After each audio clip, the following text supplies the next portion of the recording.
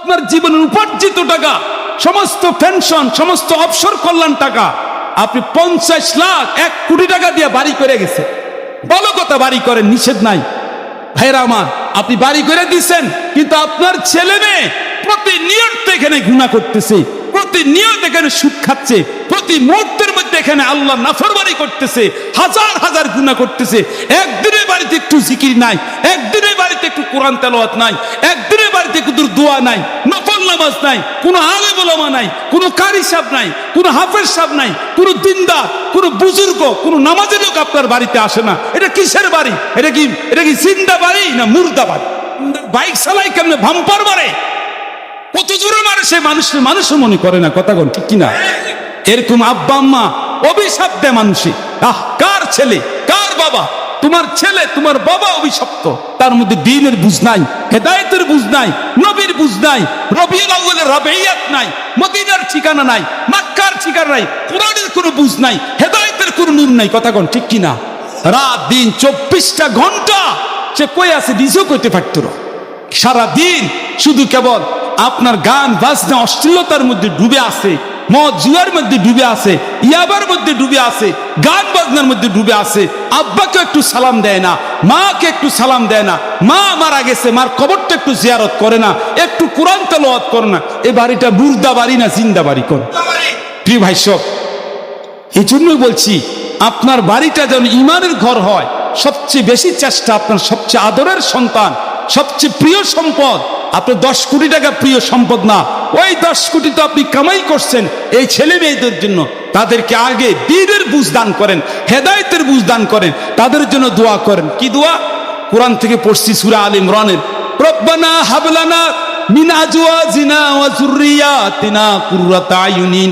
আল্লাহ তাআলা আমার ছেলে মেয়েকে, আমার স্ত্রীকে আল্লাহ আপনি আমার চোখের মণি বানিয়ে দেন, হেদায়েতের নূর দান করেন।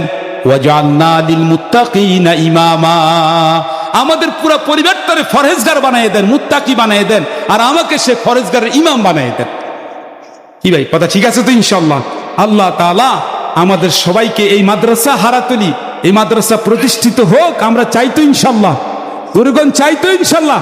যদি আলেম উলামা উস্তাদদের তাদের যদি কোনো ভুল ভ্রান্তি হয়, তাদের যদি কোনো ভুল হয়, আপনি দয়া করে আয়সা তাদেরকে সংশোধন করে দিবেন। তারাও রক্ত মাংসে ঘরা, তারাও মানুষ, প্রতিষ্ঠানের কল্যাণ কামনা করেন। প্রতিষ্ঠানটা আল্লাহ যেন উত্তরোত্তর উন্নতি দান করে। সবাই বলেন আমিন। এটা মুর্দা, এবারে দিয়ে কি করবেন আপনি? এই জন্য মনে রাখেন, আজকের আলোচনা শেষ। আমি খুব খুশি হইলাম, যদিও বাচ্চাগুলো ছোট, এই ছোট ছোট সোনামণি, এই কবুতরের বাচ্চা, এই সুন্দর সুন্দর আল্লাহর প্রিয় বান্দা বান্দিগুলো আজকে হয়তো এরা ছোট্ট। আমি ওই সকল আব্বা, ওই সকল আম্মা, যে বাচ্চাগুলো যারা এখানে পাঠাইছেন, এই হারাতুলি আপনাদের নূরে মদিনা, এই হিফজুল কোরআন মাদ্রাসার ছাত্র, ওরা হয়তো আজকে ছোট্ট, একদিন এরা কিশোর, একদিন এরা যুবক, একদিন যুবতী হবে, বড় হবে, এই এলাকাটা আলোকিত হবে এদের কোরআন তেলাওয়াতের উসিলায়, এদের সুন্দর সূরা কেরাতের উসিলায়। আপনাদের এলাকার ছেলেরা, এই এলাকার ছেলেরা, এরা একদিন মসজিদে ইমাম হবে, খতিব হবে, আলেম হবে, এবং সেগুলো আব্বা আম্মা ধন্য হবে যে কত হাসবে। এবং তারা যদি হাফেজ হইতে পারে তাহলে তো আর কথা নাই। হাসরের ময়দানে যখন দেখবে কোটি কোটি কোটি মানুষের মধ্যে কোটি কোটি মানুষ আসতেছে, কয় যা আল্লাহ রাব্বুল আলামিন জিজ্ঞাসা করবেন যে, আল্লাহ করবেন যে এই ফেরেশতারা এগুলো কার বাবা?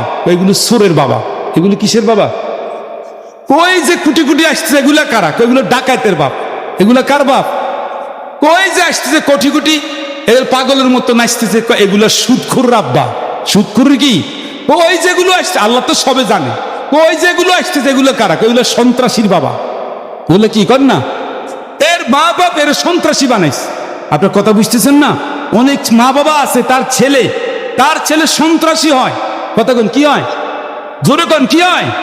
এলাকার অন্য কোনো মানুষকে আঘাত করলে, কোনো মানুষকে যদি সে আঘাত করে, কষ্ট দেয়, তার বাবা খুব গৌরবান্বিত যে তার ছেলে মানুষের মাসছে।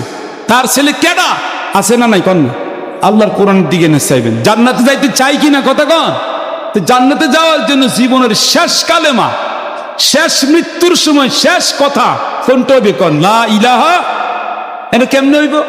আপনি তো লা ইলাহার জিকিরে করেন না, আপনি তো লা ইলাহার পক্ষে থাকেন না। আল্লাহ রাসূল শিখিয়ে দিয়েছেন কি বলেন? আল্লাহ রাসূল শিখাই দিচ্ছেন, শিখবেন নি কথা কন। নবীজি বলছেন ইকরাউ সূরা ইয়াসিন আলা মাউতাকুম, তোমাদের মৃত্যু পথের যাত্রী, যখন মানুষের মৃত্যুর বিছানায় পড়ে যায়, মৃত্যুর কোলে পড়ে যায় মানুষ, দেখবেন মৃত্যুর বিছানায় পড়ে গেলে আস্তে করে হাত পাও টানা দিয়ে লায়, তার হাড়গুলো সবগুলো ছাইড়া দেয়। কখনো কেউ দেখছেন এরকম? বলেন, দেখেন নাই কেউ? মাতা পিতা দাদু দাদার মৃত্যুর সময়, কারো কবর মৃত্যুর সময় কেউ দেখছেন এরকম? বলেন না, একবার হাত পাও ছাইড়া দিবে, দেখবেন সব ছাইড়া দেবে। আপনি তখন আর ডাক্তার চিকিৎসক কোন কাজ করবেন? মৃত্যুর হাত পাও ছেড়ে দিবে, সব ছেড়ে দিবে। ওই সময় আপনার কাজ কি? ওই সময় আপনার মূল্যবান কাজ হচ্ছে আপনার ছেলে মেয়ে যারা আছে আল্লাহওয়ালা দিনদার, তারা যেন অজু করে তার চতুর্দিকে বসে সূরা ইয়াসিন পড়ে। কোন সূরা? কোন? কারণ সূরা ইয়াসিন কালবুল কুরআন। সূরা ইয়াসিন হচ্ছে কোরআনের কলম, ইয়াসিন হচ্ছে কালবুল কুরআন। সূরা ইয়াসিন কি কোরআনের কলম? বলেন, সূরা ইয়াসিন কি কোরআনের? এই জন্য সূরা ইয়াসিন যখন পাঠ করবে এই লোকটার জান কান্দানি শুরু হবে, গড়গড়া, যে তখন দুনিয়ার আর কিচ্ছু ভাল লাগবে না, এখন তার আখিরাতের প্রতিচ্ছবি। এই মুহূর্তে যখন আপনার ছেলে, আপনার মেয়ে, আপনার নাতিন, আপনার নাতি অজু করে যখন চতুর্দিকে, মানে এখনো মৃত্যু হয় নাই, মৃত্যু হবে হবে এমন টাইমে, এমন সময় যখন সূরা ইয়াসিন পাঠ করা শুরু করবে, সূরা ফাতিহা পাঠ করা শুরু করবে, আল্লাহর ফজলে ওই সূরা ইয়াসিনের বরকতে তার আত্মার মধ্যে ধাক্কা লেগে রুহানি শক্তি বেয়া তার জবান দিয়ে কালেমা বের হয়ে যায়। আমাদের দেশে তো মানুষ মৃত্যুবরণ হওয়ার পরে যাইয়া অনেকে যায় বসে বসে কোরআন শরীফ পড়ে, মৃত্যু হওয়ার পরে। মৃত্যু হওয়ার কি খেয়াল করেন না? মৃত্যু হওয়ার সময়, এখন মৃত্যু হয়ে যাবে মানে মৃত্যুর সময় নিকটবর্তী, এই সময় দ্রুত আত্মীয় স্বজন যারা আছেন বসে যাবেন সূরা ইয়াসিন। বুঝেননি কথাটা? সূরা ইয়াসিন। এরপরে যদি এই জন্য এই কোরআন শিক্ষা দরকার আছে নিকন। আপনার ছেলে যদি বড় একজন ডাক্তার হয়, আপনার ছেলে যদি বড় একজন প্রফেসর হয়, একজন বড় রাজনীতিবিদ হয়, আর তিনি যদি সূরা ইয়াসিন কোরআন যদি সুন্দর করে পারে, আপনি বলেন আপনি বাবা, আপনার ছেলে, আপনার নাতি, আপনার আন্তরিক আত্মীয়, সেই তো কোরআনের সূরা ইয়াসিন শিখাইছেন, আর রহমান শিখাইছেন, আপনি তাকে সূরা ইয়াসিন শিখাইছেন, সূরা ওয়াকিয়া শিখাইছেন, সূরা নাস শিখাইছেন, সূরা ফাতিহা শিখাইছেন। এখন তার ডাক্তারি, ইঞ্জিনিয়ার, প্রফেসর যত কিছু আছে, সমস্ত ছেলে আওলাদরা চতুর্দিকে বৈশা, আপনার আব্বা, আপনার ছেলেরা আয়সা যখন সূরা ইয়াসিন পাঠ করা শুরু করবে, আল্লাহর রহমতের ফেরেশতা আয়সা আপনার মৃত্যু হবে, আর এর সূরা ইয়াসিনের বরকতে আপনার জবান দিয়া কালেমা বের হইয়া আল্লাহ আপনাকে জান্নাতের মেহমান বানাইছে। আর যদি এটা আপনি না করেন, আপনি আপনার ছেলে মেয়ের জন্য 10 তলা বাড়ি করে দিচ্ছেন, একবার হারাতলি, একবার কোটবাড়ি, দৌলতপুরে 10 তলা বাড়ি, আপনার মৃত্যুবরণ করার পর আপনার ছেলে সেখানে গান বাজনা করতেছে, আপনার ছেলে মেয়ে আল্লাহর নাফরমানি করতেছে।